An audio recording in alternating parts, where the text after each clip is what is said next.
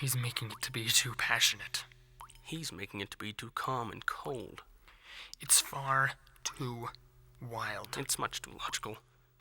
It's much too raw. It's far too rational. That fool thinks this is just an animal. This being is more than a mere automaton. Who would put an angel and a demon in one body and expect them to thrive? They would destroy the box. One would die.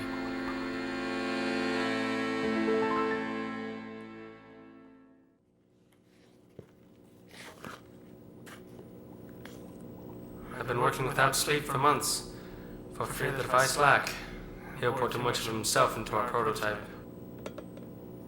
We've been commissioned to create a being that will be the child of our two different fields. I like to think my partner and I are devoid of similarities. Save two. We're the best from our two sciences, and want nothing to do with the other. Tonight, it's done.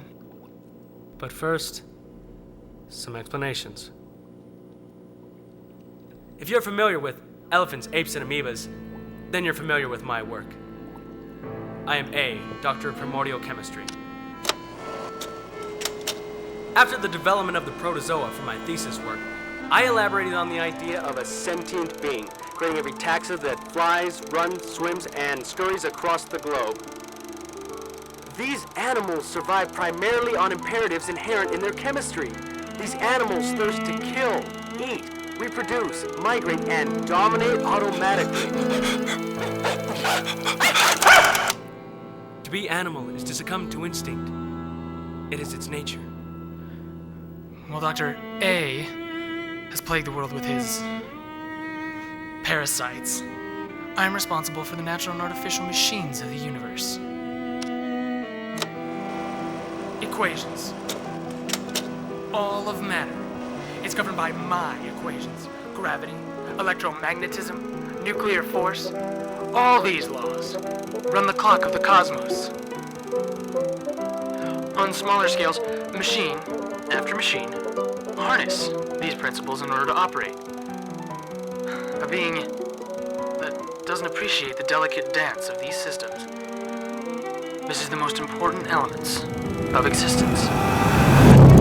I'm M, Doctor of Natural and Artificial Machines.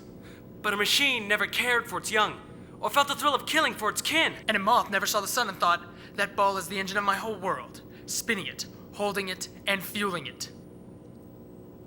So we were put to the task. What kind of being would both our brains give birth to? Half instinct. Half intellect. An amphibian between carnality and calculation. It'll perceive its world with 5 senses.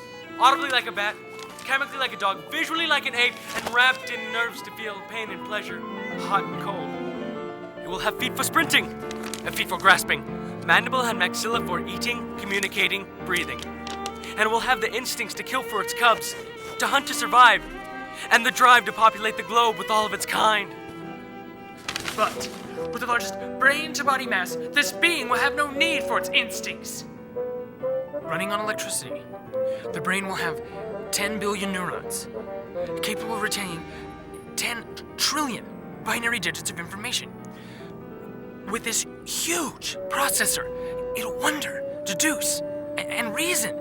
And if this being wants to retain more, it'll use symbols inscribed on stones, paper, and in machines to create a limitless library.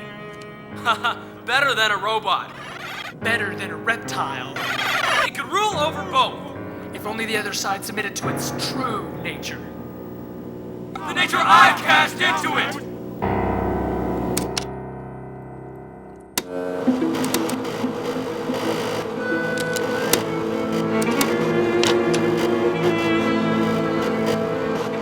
He's making it to be too calm and cold. It'll repress its nature. It'll defy its own reason. He's making it to be too passionate. Crave to kill. It'll weep for peace. Its right arm will want to stab out its left And its eye. right eye will weep at the sight of its left hand. And what of this creature's family? And society? How stable can a civilization be when conceived by a mutinous mind? At war with itself! At war with its kind! You drive it to madness, to suicide!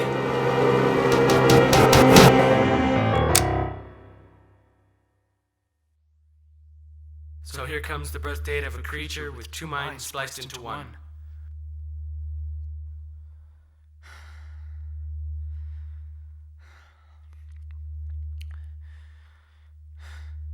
Did I just catch a grimace? Or a smirk? It was doubt. This isn't going to work.